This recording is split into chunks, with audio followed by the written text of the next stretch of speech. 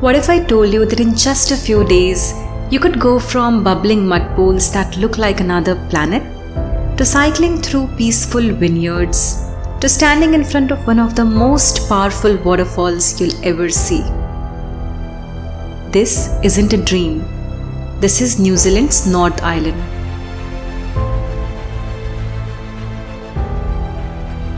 And it turned out to be way more unreal than we expected.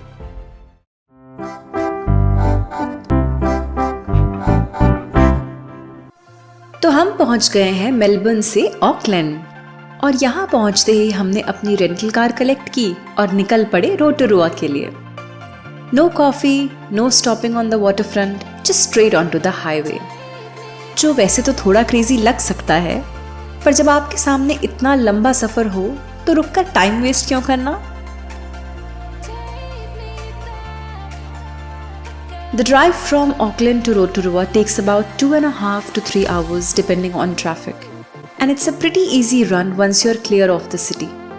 By the time we reached Rotorua, it was quite late, so we headed straight to bed, ready for an exciting day ahead.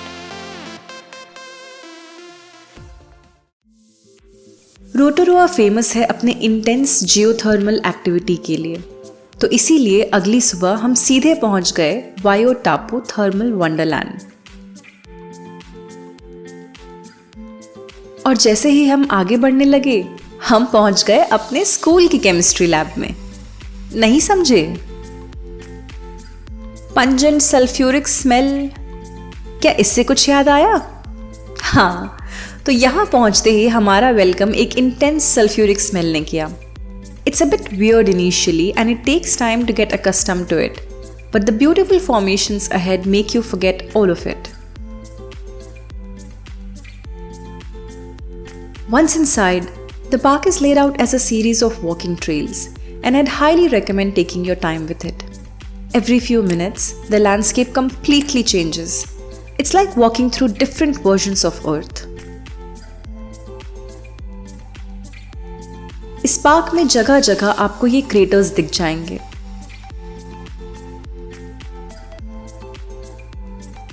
Basically, the acidic steam coming from underground has caused the ground to collapse, and these are called craters. और जब ये volcanic vapors cool down होकर settle होते हैं, तो अलग अलग minerals अलग अलग कलर छोड़ते हैं। Like yellowish green color is from sulfur. Brown or red is from iron oxide, and white is from kaolin or Chinese clay.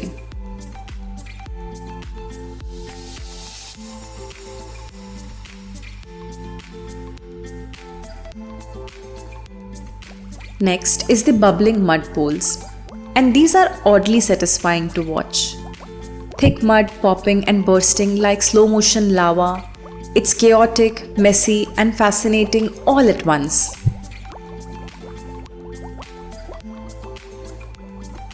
Just a short walk away is the artist's palette, and this feels like someone spilled colors all over the earth.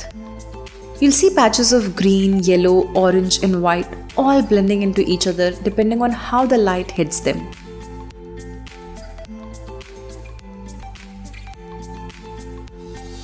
कहते हैं ये जगह कभी भी एक सी नहीं दिखती।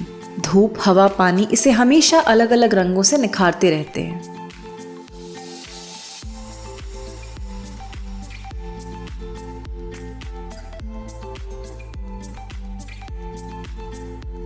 And now let me take you to one of the most iconic spots here, which is the Champagne Pool. और मैं जल्दी ही आपको दिखाऊंगी कि इसका नाम Champagne Pool क्यों पड़ा। It's a giant hot spring, orange rimmed, constantly fizzing, and feels like someone turned the heat up on the ocean. But what really stands out are the colors.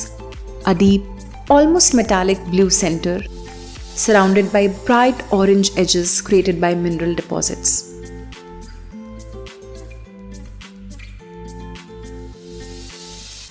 Do you notice those bubbles? These bubbles are caused by carbon dioxide, providing a champagne-like effect to the water. And it's precisely why it's called the Champagne Pool. It's calm, yet intense at the same time. and easily one of the most photogenic spots in the park.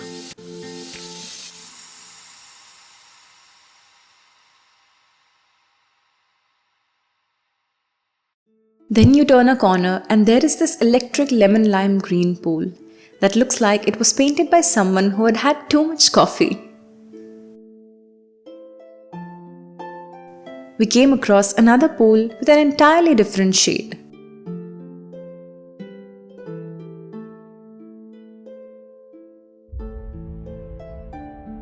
तो अब तक तो आप समझ ही गए होंगे इन रंगों के राज, और वो हैं मिनरल्स और temperature.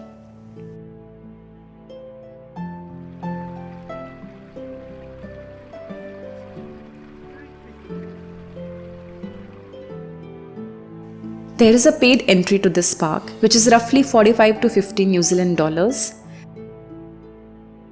There are no toilets on the trails, so use the ones at the visitor center before you start. Waiotapu isn't just something you visit, it's something you experience. It's raw, unpredictable, and completely different from anything you usually see while traveling.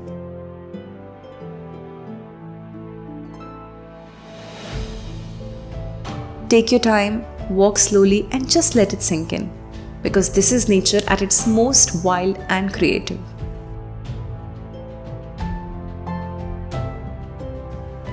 After that, we got back on the road towards Napier, which is in the Hawke's Bay region. Drive to Napier is roughly 2.5 hours from Rotorua, and what I loved about this drive is how the scenery slowly changes, from geothermal landscapes to wide open countryside.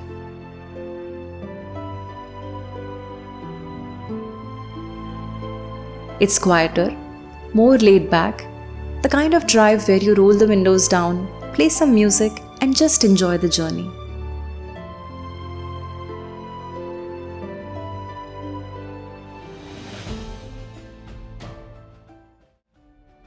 अगली सुबह के लिए हमने काफ़ी interesting सी activity plan कर रखी थी, and that is a bike ride through the wine estates. Imagine करो, खाली खाली सड़कें, दोनों तरफ फैली हुई विनयर्ड्स और दूर में दिख रहे वो माउंटेन्स। बिल्कुल सपनों सा है ना?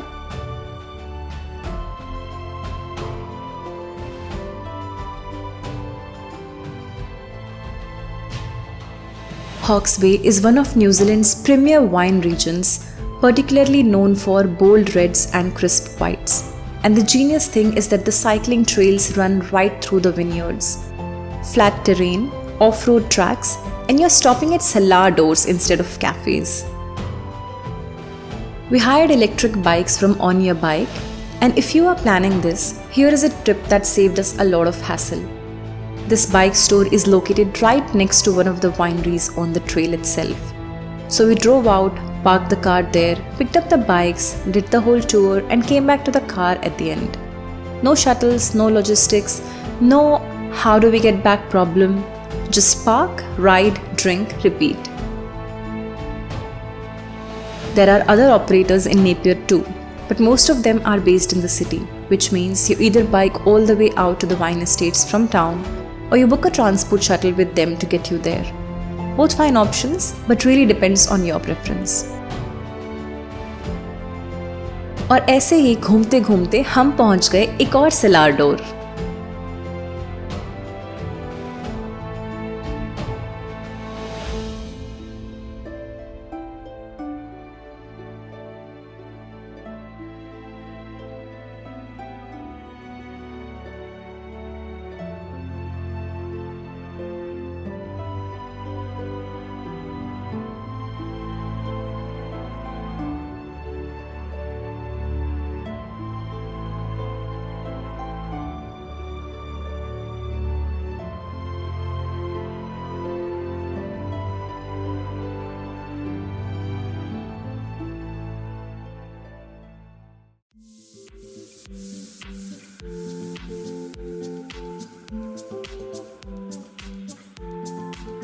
Did you know that the grapes we eat and the grapes with which wines are made are completely different?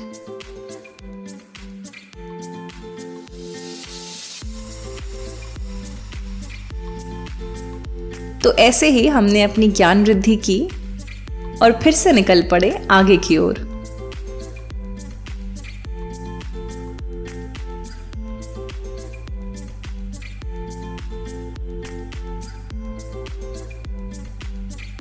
रास्ते में हमने शीप से मुलाकात की, प्लम्स को हाय बोला और मजे से बाइक राइड किया। We loved that we could do our own thing at our own pace, stop as long as we wanted at each Salar door, and not have to think about anything except which wine to taste next. It was not rushed, it was not intense, it was just this perfect balance of activity and relaxation. Even if you're not a big wine person, the experience itself is something you'll remember. From Napier, we made our way to Taupo. By now, we were fully in road trip mode. Snacks in the car, music playing, and just enjoying every bit of the drive.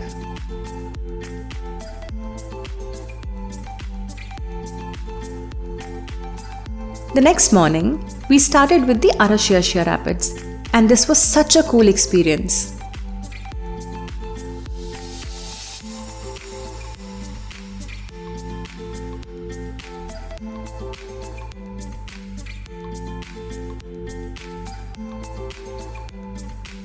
तो यहाँ Waikato river पे ये dam बनाया गया है and most of the time the river bed is empty. But then at scheduled times water is released from the dam upstream.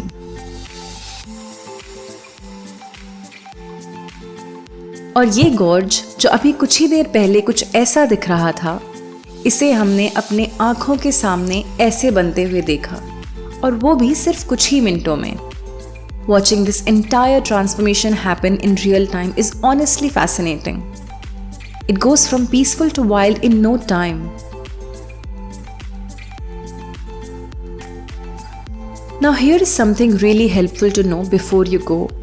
There are actually a couple of great viewpoints to watch the rapids from. The first one is right from the bridge, which gives you a nice view of the river when the water is released from the dam. It's super accessible and a lot of people stop here. The only downside is you don't get to see the other side of the gorge when the water starts filling up.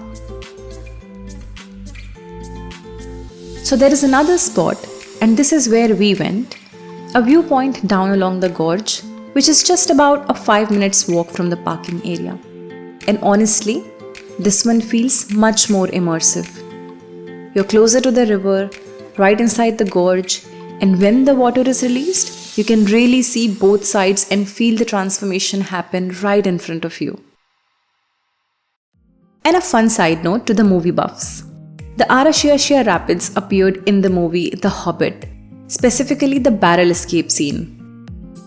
But did you know they filmed the rapids here but superimposed the actors in later because the water is genuinely too dangerous to put people in. So cool, right?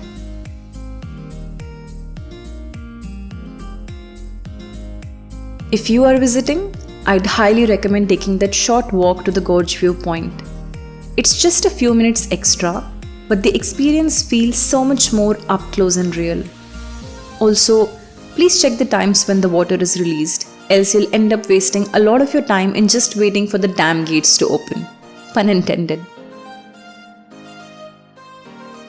और यहाँ से फिर हम north island में अपने last spot पे जाने के लिए निकल पड़े, which is the Hoka Falls. It's not the tallest waterfall, but the sheer power and color makes it unforgettable. You just stand there for a moment, watching it, listening to it, and it really sinks in how powerful nature can be.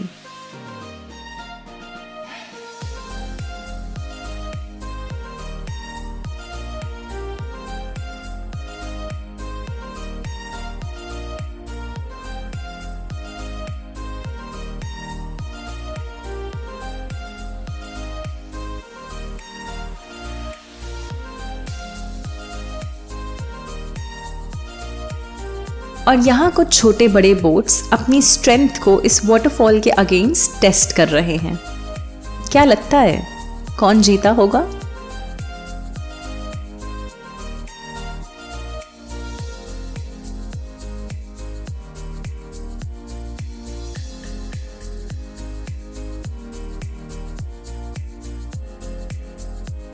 This trip had everything: surreal geothermal landscapes, peaceful coastal towns, vineyard adventures, and some of the most powerful natural sights we have seen. What I loved most is how every stop felt completely different, yet everything connected so seamlessly through the journey.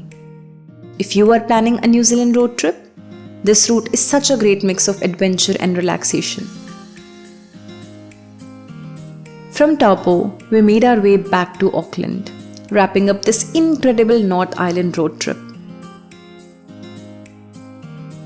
पर सफर अभी बाकी है दोस्तों, और अभी तो party शुरू हुई है। और अगर आप मेरे cheap one liner Bollywood references से अभी तक परेशान नहीं हुए हैं, तो हम आपसे अपने अगले व्लॉग में मिलेंगे। Hope you enjoyed coming along with us. If you did, don't forget to like, subscribe and tell me which place would you want to visit first. See you in the next one.